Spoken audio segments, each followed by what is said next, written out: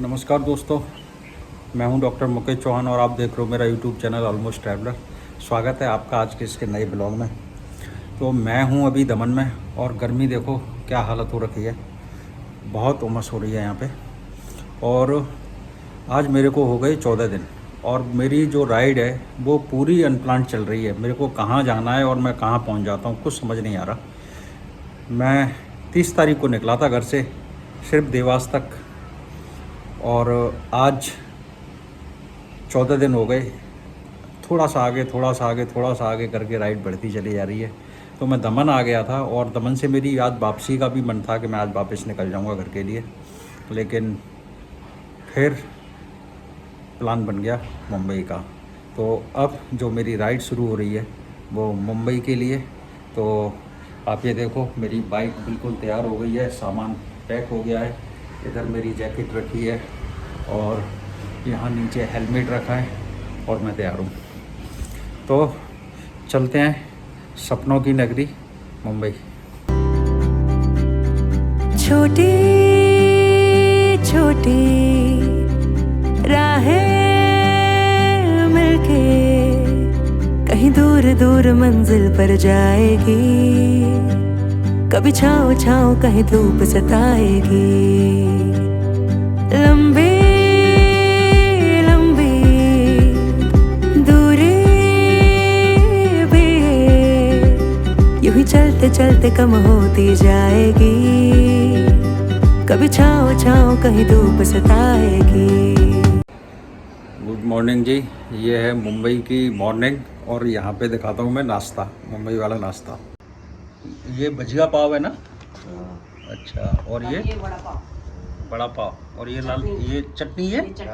ये तो सूखा पाउडर है। नहीं चटनी महाराष्ट्र चटनी है। बड़ा है, वास्तव में बड़ा लग रहा है। कैसे आएगा इसमें? और ये चटनी डालो इसके अंदर। चटनी पाउडर है ये तो एक तरीके का पाउडर नहीं है इसमें। ये हो गया। अब इसका टेस्ट चालू कर दो। अगर मिर्ची खाने का जरूरत है तो उसके साथ मिर्ची भी खाओ। तो मैं हूँ अब मुंबई में और मुंबई में घूमने आया हूँ और मुंबई मेरे को बिल्कुल पसंद नहीं है क्योंकि यहाँ भीड़ भाड़ बहुत होती है और मुझे भीड़ भाड़ वाली जगह पसंद नहीं है। बेसिकली मुंबई तो पसंद है तो, लेकिन मेरे को बर्ड हेरिटेज साइट भी कंप्लीट करनी है। तो 40 बर्ड हेरिटेज साइट हैं इंडिया में, जिसमें से कि मैं 22 कंप्लीट कर चुका हूँ और 3 साइट हैं बॉम्बे में। तो जो मेरा मुंबई दर्शन रहेगा वो टारगेट रहेगा मेरा 3 बर्ड हेरिटेज साइट। तो बाइक मेरी लग चुकी है, बिल्कुल तैयार है और ये एक जो मेरी अनप्लान्ड राइड चल रही है उसी का एक पार्ट है कि न चाहते हुए भी, और मेरा कोई प्लान नहीं था मुंबई आने का और मुंबई की राइड बन गई। तो मैं अब वो तीनों बर्ड हेरिटेज साइट आज कवर करूँगा। तो शुरू करते हैं अपनी राइड। सफर अनजाना सा है, रास्ता बेगाना सा है, हर मोड़ मोड़ पे कुछ नया सा है, हर मोड़ मोड़ पे कुछ नया सा है। सफर अनजाना सा है, रास्ता बेगाना सा है, हर मोड़ मोड़ पे कुछ नया सा है, हर मोड़ मोड़ पे कुछ नया सा है।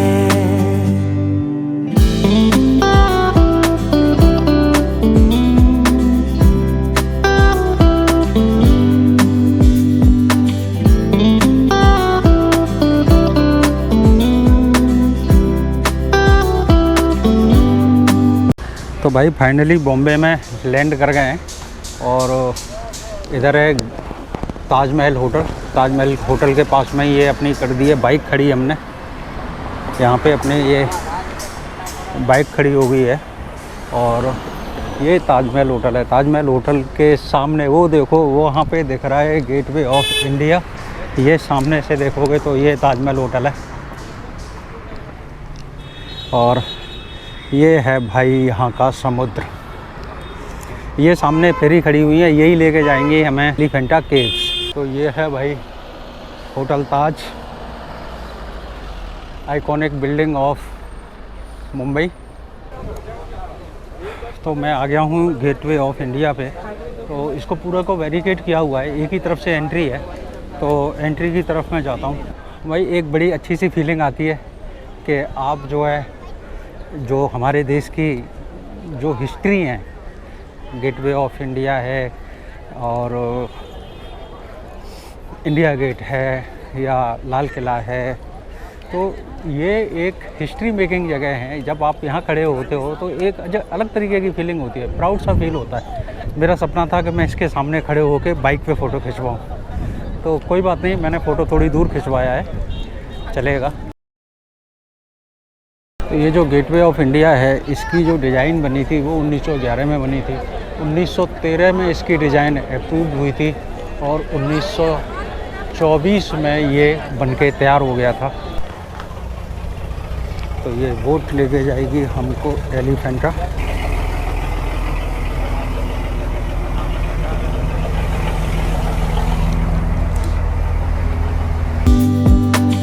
ख्वाबों को इन आँखों में लेके चल पड़ी राह पे, मंजिलों से भी ज्यादा है प्यारे सफर के ये रास्ते।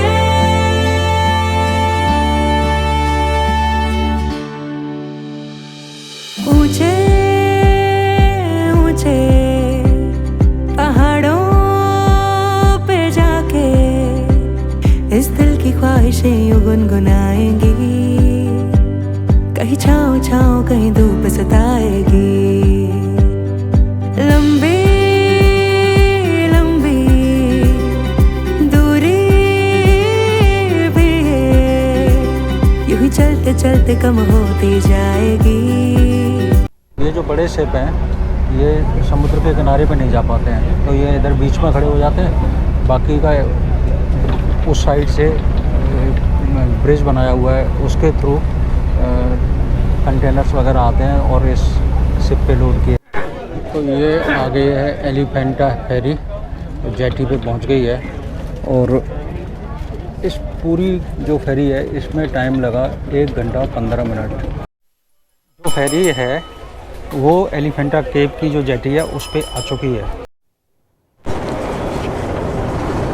तो ये है एक ट्रेन है, छोटी सी ट्रेन है और 18 रुपए की इसकी टिकट है आने और जाने की। तो उसकी टिकट ले ली है मैंने, ये मैं दिखाता हूँ आपको।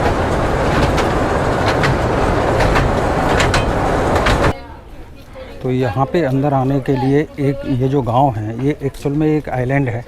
तो जो गांव है वो 5 रुपये का टैक्स लेता है आपसे। जब आप एंट्री करोगे तो 5 रुपये की टिकट आपको लेनी पड़ेगी।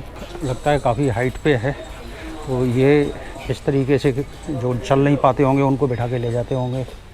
ये चेयर हैं और ये जो है बारिश हो गई है और ये बहुत स्लिपरी है, तो अगर आप इधर आते हैं तो थोड़ा सा शूज़ का जो सोल है वो चिकने वाला ना हो, ग्रिप वाला हो तो ज़्यादा बेटर है।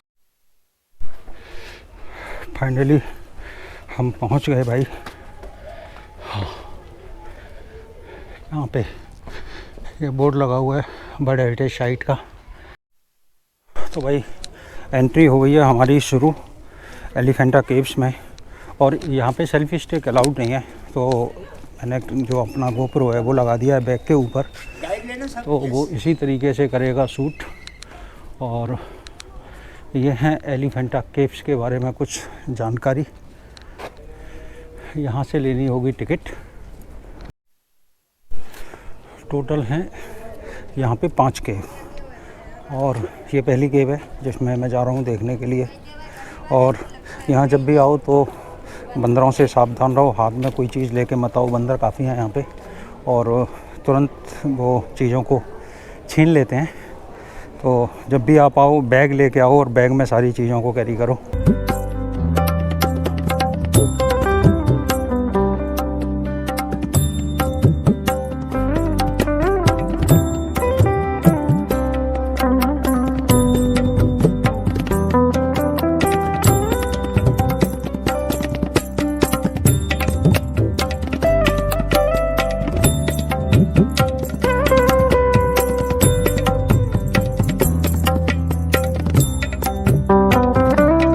बहुत ही यूनिक चीज़ हैं। और मैंने अजंता एलोरा भी देखा था, मैं उनसे ही बड़ा जो है इंस्पायर था कि बहुत अच्छी अजंता एलोरा की केव्स हैं, लेकिन ये जो केव हैं ये भी अपने आप में बहुत अच्छी हैं। और इनका अपना, क्योंकि एलोरा में पेंटिंग्स हैं, अजंता में पेंटिंग्स हैं, एलोरा में केव्स हैं, और यहाँ पे मूर्तियाँ भी हैं। केव हैं और मूर्तियाँ बहुत अच्छी कंडीशन में हैं, अल्टीमेट मूर्तियाँ भाई। ये जो केव हैं ये 6वीं से 7वीं सदी के बीच में बनी हुई केव हैं। और ये जो केव बनाई थी ये साउथ इंडिया के जो चालुक्य राजा थे उन्होंने बनाई थी। और जब यहाँ पे पुर्तगाली आए और जो साउथ इंडियंस जो हैं वो अपना सिंबल बनाते थे हाथी को, तो जब पुर्तगाली यहाँ पे आए तो वो समुद्र के थ्रू आए थे, तो उन्होंने यहाँ पे देखा सबसे पहले हाथियों की कुछ मूर्तियाँ बनी हुई थी। तो उन्होंने इस जगह को एलिफेंट बोला। और फिर जब आए तो यहाँ पे देखा कि केव हैं, कुछ मंदिर हैं, तो फिर इस जगह का नाम एलिफेंटा केव पड़ गया। वैसे इस जगह का नाम था धारापुरी। धारापुरी बोले तो धारा संस्कृत में धारा बोलते हैं ब्राह्मण को, और पुरी बोलते हैं नगर को, तो ब्राह्मणों की पुरी। ये इस एलिफेंटा केव्स की कुछ स्टोरी है जो मैंने पता की और आपको बताई। तो भाई जो केव थी वो केव हमने देख ली। तो यहाँ पे पास में ही है एक कैनन हिल जहाँ पे 2 तोप रखी हुई हैं। अब उन 2 तोपों को देखने चलते हैं, 10 मिनट की दूरी पर है। हाँ तो भाई व्यू पॉइंट पे जाने के लिए रास्ता है कुछ ऐसा, बिल्कुल सुनसान रास्ता है, बहुत लोग जाते नहीं हैं, लेकिन अपने ही तो पंगा लेने की आदत है, तो ले लिया है पंगा तो जाना ही पड़ेगा भाई। चलते हैं, देख के ही आते हैं। कितना और चलना पड़ेगा पता नहीं, गर्मी के हमारे हालत ख़राब है बहुत, लेकिन इस जगह पे थोड़ी थोड़ी ठंडी हवा लग रही है। तो जिस तोप को हम देखने आए थे वो यहाँ मिल गई है, ये रखी है वो तोप। ये आप देख सकते हो, ये जो तोप है इसकी विशेषता ये है जैसे कि अभी बिल्कुल धूप में रखी हुई है, लेकिन धूप में होने के बावजूद अभी मैंने इसको टच किया तो ये गर्म नहीं थी, मतलब जितनी गर्म होनी चाहिए उतना गर्म नहीं था। इसका मेटल इस तरीके से बनाया हुआ है, क्योंकि जिस टाइम पे ये चलती होगी उस टाइम पे तो बहुत गर्म हो जाती होगी, तो ये गर्म नहीं है। छोटी राहें मिलके कहीं दूर दूर मंजिल पर जाएगी, कभी छाँव छाँव कहीं धूप सताएगी। लंबी लंबी दूरी भी यूं ही चलते चलते कम होती जाएगी, कभी छाँव छाँव कहीं धूप सताएगी।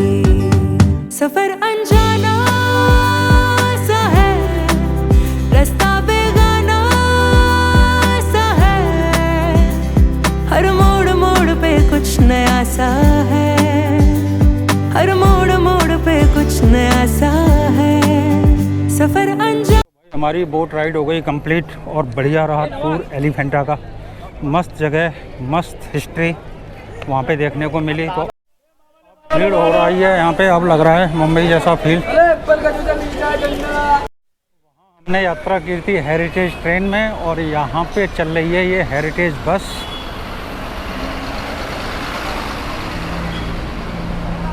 मुंबई में 3 बड़े हेरिटेज साइट हैं, एक है बॉम्बे बीटी, छत्रपति शिवाजी टर्मिनल, और एक है एलिफेंटा केव्स, और जो तीसरी है उसमें मुंबई की बहुत सारी बिल्डिंग है, मेरे आई थिंक के 10 या 15 बिल्डिंग है। तो इस तरीके से 3 बड़े हेरिटेज साइट होती हैं। तो जो बिल्डिंग्स हैं उनमें से मेरे सामने है एक Regal talkies, Regal cinema hall, वो भी वर्ल्ड हेरिटेज साइट का एक पार्ट है, वो मैं दिखाता हूँ आपको। वहाँ पे चुन्नीमल मूलचंद जो कि 1925 में इस्टेब्लिश हुई है। और ये जो बिल्डिंग है ये एक नर्सिंग होम है, ओफले नर्सिंग होम। ये वाली जो बिल्डिंग है ये भी एक इसी एरिया में है जो वर्ल्ड हेरिटेज साइट वाली बिल्डिंग्स हैं। ये जो आप सामने बिल्डिंग देख रहे हो राष्ट्रीय आधुनिक कला संग्रहालय मुंबई है। ये बिल्डिंग भी उसी डेको आर्ट्स में है। इसी में है doctor Homi Bhabha state university Mumbai. एक ये बिल्डिंग है और डॉक्टर होमी भाभा राज्य विद्यापीठ मुंबई, और ये 1919 में इस्टेब्लिश हुई है। एक ये बिल्डिंग आप देख रहे हो David Sassoon library and reading room है। ये हेरिटेज साइट में ना कई शहरों को बड़े हेरिटेज साइट घोषित किया हुआ है। जैसे अहमदाबाद का पुराना शहर घोषित किया हुआ है, जयपुर का पुराना शहर घोषित किया हुआ है। तो इसी तरीके से ये जो एरिया है इसमें बहुत सारी बिल्डिंग्स हैं जो यूनेस्को ने वर्ल्ड हेरिटेज साइट डिक्लेयर की हुई हैं। तो काफ़ी सारी बिल्डिंग हैं। मैं आगे जाता हूँ और सोचता हूँ कि अब वापस आऊँगा तो एक बिल्डिंग मुझे और दिख जाती है। तो ऐसे करके करके मैंने काफ़ी सारी बिल्डिंग एक्सप्लोर कर ली हैं।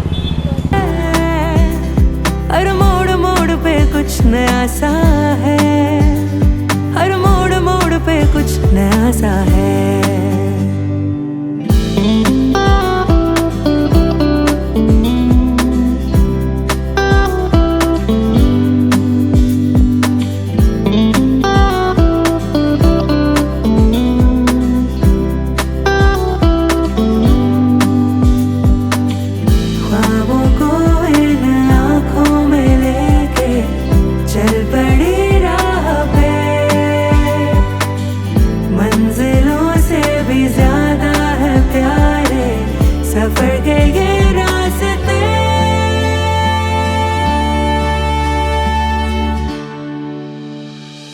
ऊंचे ऊंचे पहाड़ों पे जाके इस दिल की ख्वाहिशें यूं गुनगुनाएंगी। कहीं छाँव छाँव कहीं धूप सताएगी। लंबी लंबी दूरी भी है, यूं ही चलते चलते कम होती जाएगी। कभी छाँव छाँव कहीं धूप सताएगी। सफर अनजाना सा है, रास्ता बेगाना सा है। हर मोड़ मोड़ पे कुछ नया सा है, हर मोड़ मोड़ पे कुछ नया सा है। सफर अनजाना